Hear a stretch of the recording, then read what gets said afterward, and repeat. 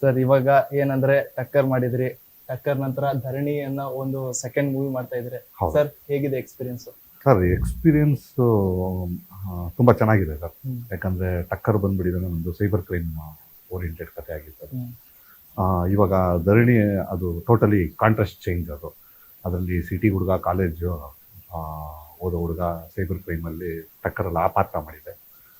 ಇದರಲ್ಲಿ ಟೋಟಲ್ಲಾಗೆ ಹಳ್ಳಿ ಡ್ರಾಬ್ಯಾಕ್ ಇರುವಂಥ ಕತೆ ಇದು.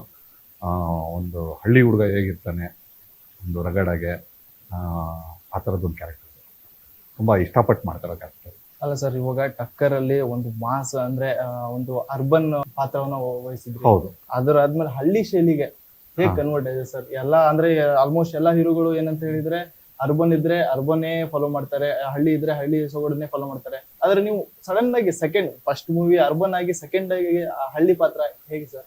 ಆಕ್ಚುಲಿ ಏನಂದ್ರೆ ಇವಾಗ ಜನರೇಷನ್ ಚೇಂಜ್ ಆಗಿದೆ ಸರ್ ಇವಾಗ. ಆಮೇಲೆ ಸಿನಿಮಾ ನೋಡೋ ವೀಕ್ಷಕರದ್ದು ಮೆಂಟಾಲಿಟಿ ಚೇಂಜ್ ಆಗಿದೆ ಇವತ್ತು. ನಾನು ಇವತ್ತು ಕಾಲೇಜ್ ಸ್ಟೂಡೆಂಟ್ ಸಿನಿಮಾ ಮಾಡ್ತೀನಿ ಅಂದ್ಬಿಟ್ಟು ಇನ್ನೂ 50 ವರ್ಷ ಕಾಲೇಜ್ ಸ್ಟೂಡೆಂಟ್ ಸಿನಿಮಾ ಮಾಡೋಕ್ಕಾಗಲ್ಲ. ಇಲ್ಲ ಹಳ್ಳಿ ಸಿನಿಮಾ ಮಾಡ್ತೀನಿ ಅಂದ್ಬಿಟ್ಟು ಆರ್ಟ್ ಬ್ಯಾಕ್ ಡ್ರಾಪ್ ಇಟ್ಕೊಂಡು ಒಂದು 50 ಸಿನಿಮಾ ಮಾಡೋಕ್ಕಾಗಲ್ಲ.